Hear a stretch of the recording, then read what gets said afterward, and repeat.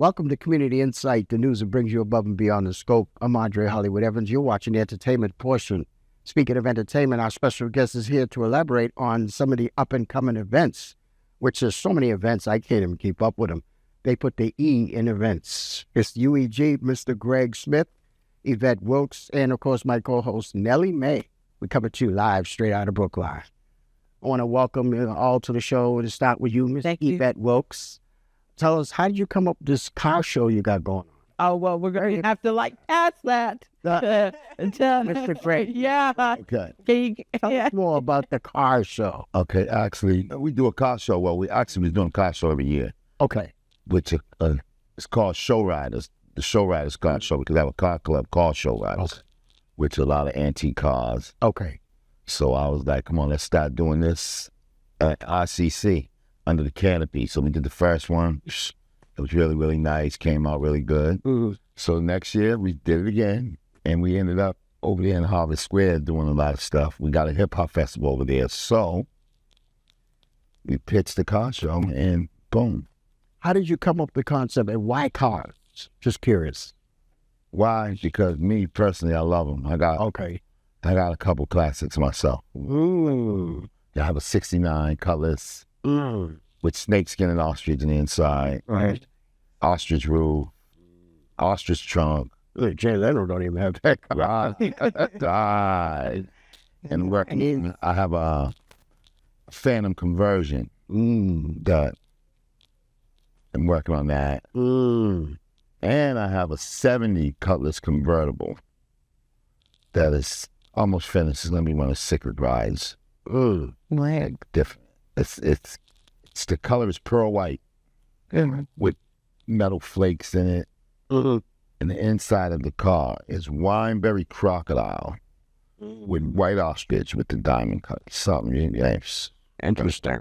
So just wanted to display these cars and let people really see. Because the music, we do a lot of music too, so cars and music go together. Yeah. Oh, yeah. Hip-hop, hip-hop and cars go together. Yeah. So that's what we're doing. Like at our car shows, we bring bands. We have this, like the one we're doing now is country and soul and rock and roll. Country, soul, rock and roll. So we have a lot of rock bands and country soul bands. You do this every year, right? Well, actually, but this is the first ever car show in Harvard Square. Oh, okay. So we got something special we're doing right now. Wow. This is real. It's always the best one. Okay. And some of these other events you got going, you got Laugh for Cash, amongst other, like I said before, I can't keep up because so many of them. Now tell us about this Laugh for Cash. So, Come on, go ahead. you want me to? Take it. So Laugh for Cash, last year, after our first hip-hop festival in Harvard Square, we wanted to do something special. And so through conversations, we came up with Laugh for Cash. And it's an activity where we have X number of shows, and we find a winner after each show. And then after that particular time period, we have a showcase. And then all of the comedians perform. And at that time, we select that grand prize winner. That person wins a purse. And then they also come back the next month or the next series to be part of it.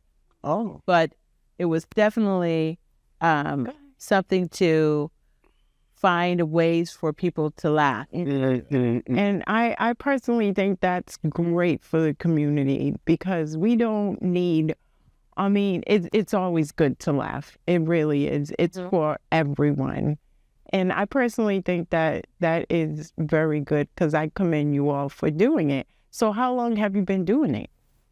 Well, we attempted the first one August of last year, 2024.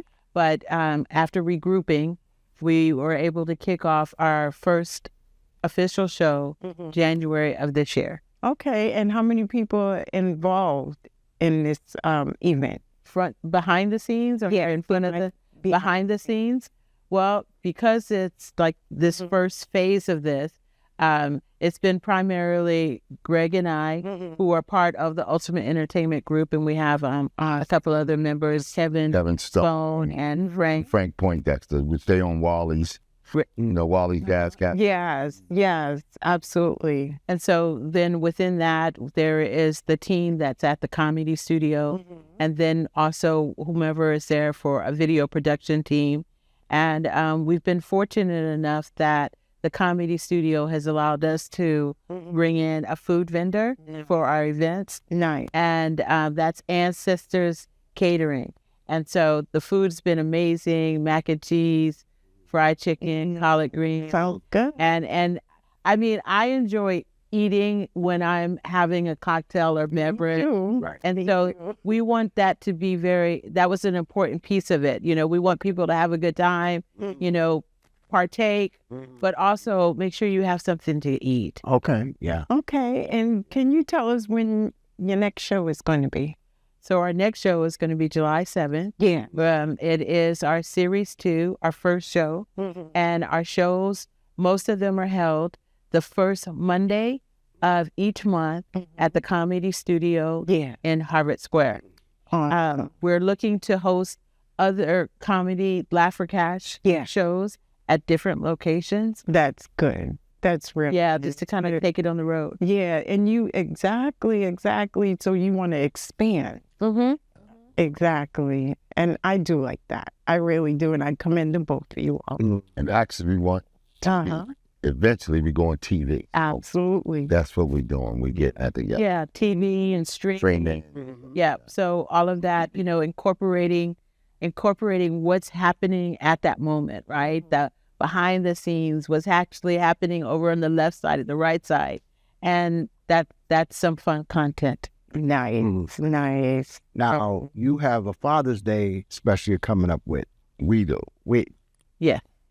So, yes, we have an event called Jazz, Accolades, and Flowers. And what this is, it's an after Father's Day event. Okay. And we're inviting people to come to Harvard Square, right in Brattle Street, on June 22nd. And we're going to have a little music playing. We'll have a mic set up for individuals to come up to the mic and share some positive words, affirmations, knowledge about the men in their lives that have been positive role models. Yeah. The fathers, the guardians, the grandfathers, the mentors, and take that time to say that, share it. And we also are going to be passing out flowers. Nice. Everybody needs their flowers. You got to reward. You have to reward. We have to. Absolutely. Right. And also, we as women, we do receive a lot of flowers, and we receive that encouragement, right. And we know how that feels, right? Yes. But I think, and I have seen this, where men feel just as excited, right? But they don't get the opportunity to talk about. Right. I enjoy that. So, we're very fortunate that the city of Cambridge accepted our proposal, and to be able to share this right in Harvard Square, and I'm just really excited about that. Me too. Yeah, that's good. That's nice. And so can you tell us a little bit more about what you do? No, I'm talking about like as far as entertainment, your personal time. Well, okay, so about 4 years ago, I decided to take a leap of faith and started a consultancy company called Wilks Productions Consultancy. And so that platform is what I use to take myself out into the community and try to help individuals create what they enjoy. Yes. I'm that kind of person. I enjoy that piece of it. And so I like listening to what individuals want to do. And then we just kind of talk it through and then come up with the final product, right? Okay. Yeah. And so then from there, we take it. And I also a big promoter on documenting things. Yes. So I've been doing a television show in Somerville, on the Somerville Media Center, since 2014. And then the following year, we decided to do our first hip hop festival in Somerville. And then we started a radio show what's the word, but it was what's the word? Okay. But these things were a platform that allowed me to help raise my kids. It allowed me to show them how to be in front of the camera, behind the camera, and to, really read people, right? That's very important, just to be able to read people, right? Absolutely. Know when you're like pushing them boundaries or not. Yeah. And by doing that, it was just a great time, and we developed a lot of relationships with Heavy, this gentleman that I've been working with for many years, and people would come onto the radio show, and we even did a telethon on the on the radio show. We went from like 10 to 2 a.m. Nothing but music and entertainment, and we had a live television show on Friday nights. But it's about finding a place where people can come and hang out. Yes, And that's what needs to happen, right? People need to find places where they can hang out, and that's what we were doing. Yeah. So that's what I'm doing nowadays. Okay, so we have something in common. We have something in common. Me, I'm a business production manager. I do radio, TV, and acting as well. Yeah. Yeah. We got to hook up. You got to hook up. Right? Yes. That would be nice. Now, wasn't there an event with a tribute to Mel King? I saw something earlier. That was Monday night. Monday night. Yeah. Okay. Tell us about what that consists of. Well, actually, we did like a variety show. Yeah. Okay. First time ever. It was really nice. It was nice. And did we intend it for to be that? Well, I Sort of, yeah, we did. Well, I have to say, it's been fun working with Greg. We did the first blues, jazz, funk, R&B music festival celebrating hip hop during the 50th year, right? And so we did that in collaboration with the Franklin Park Coalition. Okay. And so for me, I have to say it right here and now, it's been a blessing to like find somebody to really that I can work with, and that's willing to accept me at my own extreme ways, right? Okay. And that's very important to Me too, the same thing. Yeah, I didn't want to put it. Vice versa. Yeah.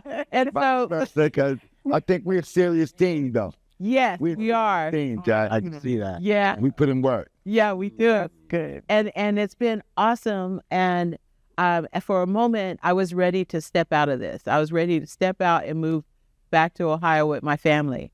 But once I started working with Greg and Albie was involved, Jenner, then it allowed me into that space where nobody was going to let me. Right? I was over in Somerville, and that's where I needed to stay, basically, right? And so But I'm like, no, we rolling everywhere. we rolling. That's the kind of people we are. We do Boston, Yeah. do Somerville, we do Medford, we do Providence. Yeah. We don't care. We're doing it. Community is everywhere. That's right. Everywhere. So community, if we can bring Providence to here, Yeah. Dorchester to here, and Roxbury to here, and Cambridge to here, and Medford to here, There you go. we doing what we do. Yeah. That's right. Yeah. That's right. Community. That's right. And it's awesome. Just knowing, traveling and understanding that there is a bigger space and that this city of Boston is a beautiful space with artists that just have not received that platform, Yeah. right? Yeah. There's a lot of fantastic artists here. Yeah. And so working with them, working with Greg, and the development that we've been doing over the last 2 years, that's the kind of platform we're building where we're building that kind of platform. And that's what happens at our hip hop festivals. You know? That's good that, you're building a platform because, like you said, there are a lot of awesome artists here in Boston, but they need to expand. Boston has it, but people need to come out.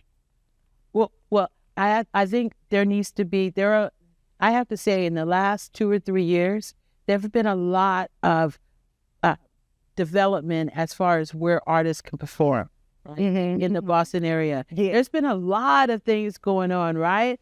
And a lot of different people coming together, doing stuff, which I am very excited about, because there are so many people in Boston that deserve their flowers. That's right. Right? Yes. I remember back in 88, 89, I was working with Dick Scott. That's how I met Maurice. I got involved in the business. When Tower Records was open, do you know Boston could have been another Hollywood Boulevard? Yeah. They had names of every artist from Boston.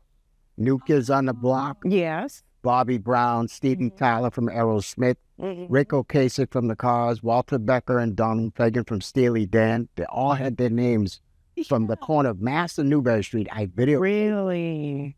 And I was Donnie Wahlberg opened up the Sonsie Restaurant on Newbury Street. That was back in 89. But then after Tower Records came down, they just dug up the sound. I was like, why did you do that? What? It was crazy. And there was one record label here. It was called Biscuit Head Records, run by DJ Bruno. I don't know if y'all remember. It was right there, right across the street from Tower Records. Like, yeah, it was back in the late 80s. 80s. Yeah. But Boston could have... What's that? I remember when they built that. We used to play over there. The furniture store now. Yeah, and I grew up right around the South End, right? Yeah. Used to ride our bikes over the Prudential. We used to play there. So this is, I remember Tower Records right there on the corner. Yeah. Bus stop is. Yeah. Okay. Yeah. And I remember those names on the street. They dug them up. They dug them up because Tower Records was no longer, I guess after they turned into a Best Buy or whatever they did. And then, no, actually, Tower Records just went from Tower Records to Virgin Records. To Virgin, Then they made Best Buy out of it. And I think it's still there. I think a lot of people don't remember it was Virgin Records there. Right. That's I right. forgot all about that. I didn't remember that. I was there. But when they dug up, I was like, why did they do that? And I kept asking questions, but nobody said anything.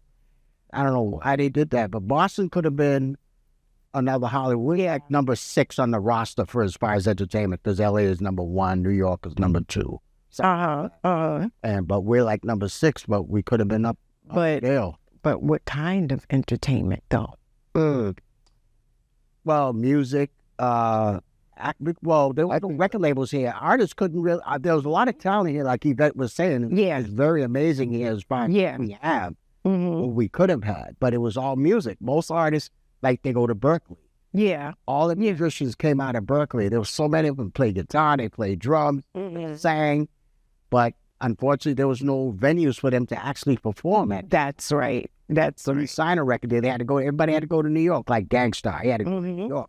And like, because he said, getting the love here, all the support. He went to New York and made it over there. New Edition. They're the only ones that made it out of Boston. This part. Yeah. Any groups that made it. Yeah. Kids on the Block. Yeah. Classic Examples, another singing group. Portrait, another singing group, but they're from Western Massachusetts. I found that out later. It's, they're not from Boston, but New Edition is probably the only group that actually ever really. Boston. And so I want to talk about, like, Donna Summers. Did she make it? She did. She lived right on Norfolk Street. I remember her. I met her. Okay. She actually went to the Burke. Yep. Really? Right on Norfolk Street. Okay. That's my family lived. Because I'm originally from Dorchester. Yeah. Woodfield. And she lived right on, we used to hang out, go to the park. You know, we used to go hang out at the Black Philanthropies. It's right on Baptist Street. Black Cookies. Oh, yes. I But it's not what you're talking about. I don't know what it's called now, but I think it's still a hall. I think the building's still there. They just changed. Where, on Norfolk? Yeah, Babson Street. You know how you go down Norfolk, you got that park there, and you go down around the corner, there's the Black Philanthropies. Oh, wow. Yeah, it's on Babson Street. Stamson. Yeah. Okay. Yeah. It was called the Black Philanthropies. Yeah, it was called Black people stole their parties there and stuff, but again, I think the building's still there, but they just changed it. I think it's like just like a regular function hall, or it could be a church for all I know. Are you all going to bring it back? Come on now, bring I bet Yvette, Greg and Yvette put their heads together, they trying to bring it back. That ain't Babson that comes into Norfolk, is it? Yeah, it does. So that's the temple right there. They do stuff. They redid it. They do stuff there. They have. See, I just went to a actually I was with the mayor. We went to a repast there. The mayor Denise Simmons. Yeah, some of her family passed, and I know them, and we was there. Yeah, and now they do functions there. Okay. Went to something else there. They got it nice. Is it still called or is it? No, it's the Sonic Temple or something. It's one of them. So one of them kind of things. Yeah. Yeah. And it was run down at one time, but it looks nice in there now. Yeah. That's great. Have you all ever had like an event in Hibernian Hall? Well, actually, been to some. Yeah. We started to. We started to have some. Yeah. Diggs, Queen Vivian, they did the Hip Hop 9/11. Really? Yeah, she wrote Queen Vivian, her name is Vivian Smith Barnes. She worked with Cindy Diggs, wrote a book called Hip Hop 9/11 because hip hop was being rushed to the hospital, so to speak. Because Oh, okay. screwed it up Yeah. with all the music that's out now. They, Oh, yeah, they really tore it up. yeah, Yeah. but hip hop survived. You know what I'm saying? It was rushed to the hospital. That's why they call it hip hop now. What's the Oh, concept? okay. Okay. Yeah. Yeah. You know, I like that concept. And we took it, ran with it. We did a show on it and everything. But now it's kind of quiet. So hopefully we can bring that back. Yeah. Absolutely. Because we dealt with it. Yes. Absolutely. There's a demand for the old school hip hop. Because it's different now. It's Just, yeah. it's totally different. Yeah. It is. Yeah. Listen, just like, yeah, I don't guess because I'm older, but I don't really say because I'm older. Yeah. It's that a lot of stuff don't make any sense. Like especially rappers and stuff from Boston, artists. When we rapped back in the days, we told a story. That's right. It meant something. Yeah. You know, you hear the stuff they saying now, man. I don't even, you know, at one time you couldn't even put a swear on the radio. That's right. Now You can say anything. you can say whatever you want, even on TV. It's Right. Yeah. and it's different now. You remember, I tell people all the time, you remember when TV went off. Yeah. You know, TV went off. You hear that, beep, you hear the snow, you hear the national anthem, Yeah. That's right. and TV was off for the night. Yep. That's right. That's right. And people went to bed. That's right. Now TV don't go off. People No. stay up 24 hours. Yeah. They do. So you wonder why things is going haywire now, because people are standing there where they sitting there watching that TV. And that TV is sending them somewhere else. That's right. Too much TV is not good. Yeah, that's true. That's true. Right. It's like a lot of, it's like I watch a lot of the younger people, how they follow them shows. How they follow the shows, right? They actually really believe a lot of the stuff that's going on in these shows, like Love and Hip Hop. They can't even see that this stuff is scripted, Yes, it is. and they following this stuff. Yes. I guess it's just like all the people Sports just follow. run out of time. Oh no. Yeah, and I hate that part. But make sure I want to thank our special guests, Mr. Gregory Smith and Yvette Wilks, and my co-host NellieMae for being here today. And we'll continue next week. You know, just check us out. Anytime you have any inquiries, just log on to our website at thebeantv.com. That's thebeantv.com. And we have an event page. And check out some of the events, and we'll make sure you step up and watch the car show that's coming up, and some of the other events also. You can log on to the website for that information. Plus, we're going to be seen in Cambridge in the next couple of weeks. We're going to be on Channel 9 at 7 p.m. on Tuesdays. Okay, so coming soon.